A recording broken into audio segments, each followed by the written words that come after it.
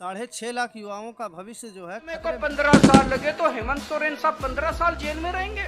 और ये तो किसी को भी कर दें, कल मुझे पकड़ के जेल में डाल देंगे, विजयन साहब को पकड़। 6.5 लाख युवा जो दिन रात मेहनत करके, दिन रात एक करके, मार भात खा करके और नौकरी के तैयारी में लगे रहते हैं, उन सबका भी भविष्य जो है माननीय मुख्यमंत्री हेमंत सोरेन के द्वारा खराब किया गया है।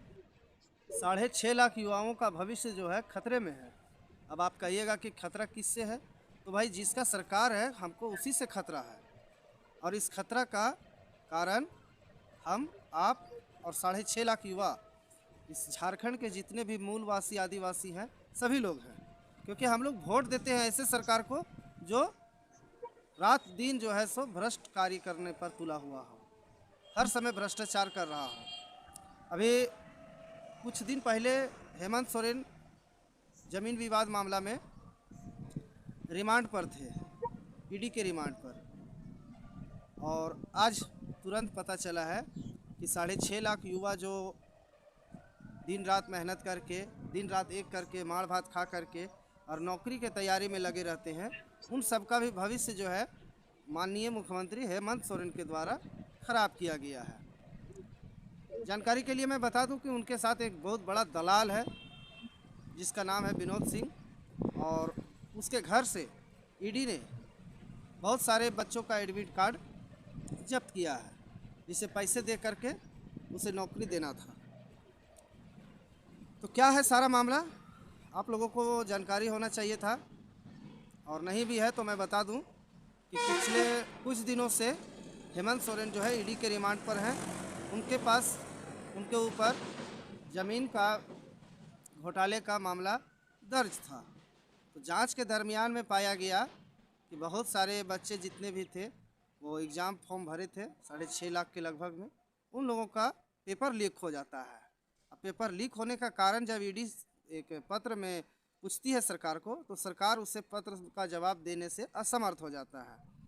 तो इसी के संदर्भ में अभी जो है सो ईडी को पता चला है, और यहाँ पर दिखाया गया है, आप सभी देख सकते हैं पूरा रिपोर्ट कि किस प्रकार से हेमंत सोरेन और उसके दलाल लोग मिलजुल कर इस झारखंड के नवयुवक के भविष्य को दलदल में ढकेलने का काम किया है।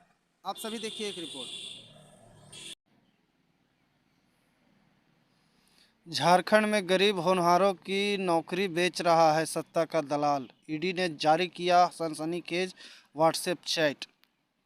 झारखंड का विवादों से पुराना नाता रहा है। जब से ये राज्य अलग हुआ तब से एक के बाद एक नए मामले सामने आए हैं।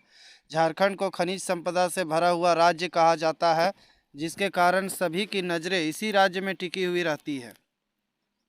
बड़ी बात यह है कि यहाँ हर क्षेत्र में लूट मची हुई है, चाहे पत्थर, कोयला या बालू ज़मीन, हर क्षेत्र में लुटेरे इस राज्य को बर्बाद करने में जुट गए हैं।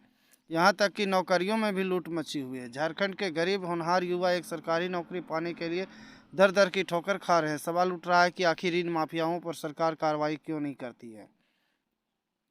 क्या सरकार में बैठे लोग भी इस गुनाह में शामिल हैं, या इन माफियाओं की पहुंच वहां तक है जहां पुलिस प्रशासन कार्रवाई करने से डरती है। सवाल ये भी उठ रहा है कि पुलिस प्रशासन भी इन माफियाओं के साथ मिली हुई, जहां सरकार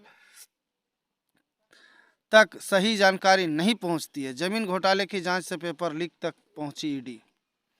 झारखंड में ईडी की दाबिश लगातार बढ़ती जा रही है। ईडी अपनी जमीन घोटाले मामले की जांच ही कर रही थी, अब जेएसएससी सीजीएल परीक्षा पेपर लीक की जांच करना शुरू कर दिया। पिछले महीने जनवरी में हुए जेएसएससी सीजीएल परीक्षा पेपर लीक की जांच भाजपा भी सीबीआई से कराने की मांग सरकार से कर रही थी। अब ईडी ने पेपर लीक की जांच करना शुरू किया तो इसकी जांच पूर्व मुख्यमंत्री हेमंत सोरेन से जुड़ गया। इससे पहले ईडी ने राज्य सरकार को पत्र लिखकर पेपर लीक के मामला के बारे में पूछा था।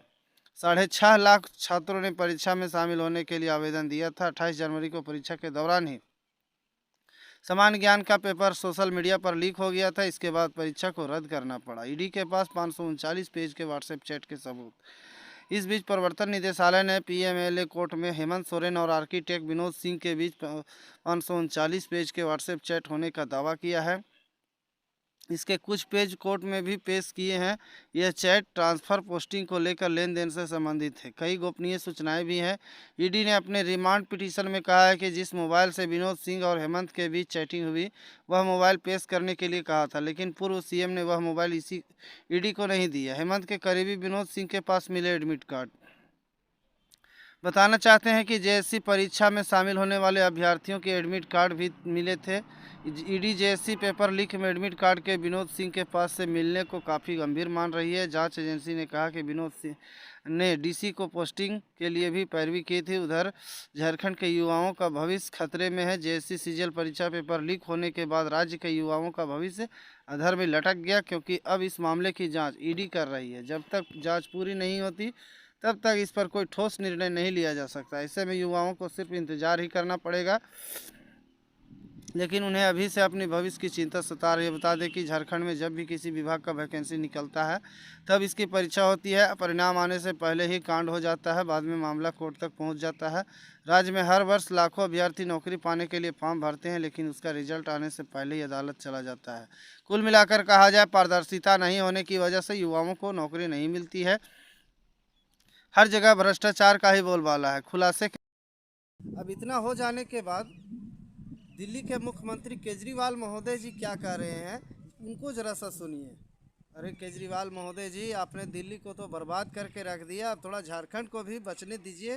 सुनिए थोड़ा सा दिल्ली के मुख्यमंत्री केजरीवाल जी क्या कह रहे हैं माननीय हेमंत सोरेन के बारे में, उनके बारे में ज़रा सा सुन लीजिए। अभी हेमंत सोरेन साहब को इन्होंने जेल में डाल दिया।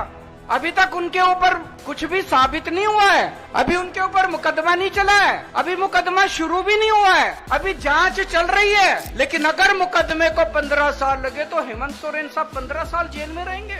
और ये तो किसी को भी कर दें। कल मुझे पकड़ के जेल में डाल देंगे, विजयन साहब को पकड़ के जेल में डाल देंगे, जयलिन साहब को पकड़ के जेल में डाल देंगे, किसी भी को भी पकड़ के जेल में डाल देंगे और सरकार गिरा देंगे। हेमंत सोरेन साहब को जेल में डाला, उसके बाद 48 घंटे तक ये लोग तोड़ने की कोशिश करते रहे। जेएमएम को तोड़ देते हैं। ये तो भगवान का भला और जेएमएम वालों का महान है। जेएमएम वाले जो टूटे नहीं इनके सामने। महोदय, अब भगवान ही आपको सपना में आकर के दिखाएंगे, उसके बाद ही आप मानेंगे कि हेमंत सोरेन जी ने क्या किया है। छात्रों के भविष्य का खिलवाड़ उन्होंने किया है कि नहीं किया है, ये बात भगवान जी ही आपको सपना में आकर के बताएंगे, तभी आप विश्वास करिएगा। तब तक के लिए आपसे मैं अलविदा लेना चाहता हूँ। तो दोस्तों, मैं आप लोगों को बता दूं कि अब जागरूक हो जाइए। झारखंड में हम लोगों को ऐसा सरकार बनाना है, ऐसे सरकार को लाना है जो झारखंड के भविष्य को उज्जवल करे।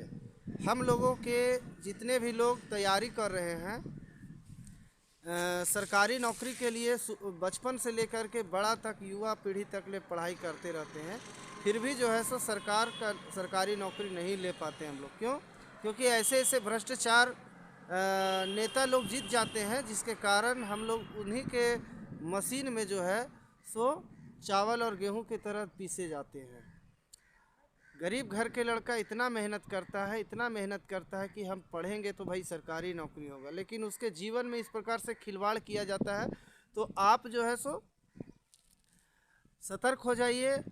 इसके बाद जो भी सरकार हम लोगों को चुनना है झारखंड के लिए, वो एक अच्छा और बेहतर सरकार को चुने, वोट उसी को दे जो लायक हो, जो हमारे झारखंड को, हमारे छात्रों के भविष्य को उज्जवल बनावे, जो हमारे बच्चों के हित के बात करे, उसी को हम वोट दे सकते हैं। अन्यथा इन अपराधियों को वोट दे करके अपना जीवन बर्बाद नहीं करना है, अपना भविष्य को खतरे में नहीं डालना है। ये मुख्यमंत्री लोग क्या है, इन लोग तो अपना राजनीति करके अपना दाल रोटी सेकने के फेर में रहता है। तो इन लोगों के बातों में मत आइएगा। आप अपना नेता खुद चुनिएगा जो आपके भविष्य को काम करे, जो आपके भविष्य को उज्जवल बनावे। तब तक के लिए आप सभी से हम अब विदा चाहते हैं।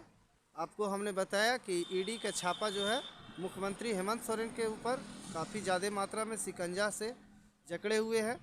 अभी ज़मीन मामला के बाद पेपर लीक का मामला के साथ साथ बहुत सारा मामला ओपन होने वाला है। तब तक लिए आप लोग हमारे चैनल को सब्सक्राइब करके लाइक कमेंट ज़रूर करिएगा, जिसमें हम आप लोगों को झारखंड से जुड़ी हर चीज़ों को जानकारी देते रहेंगे।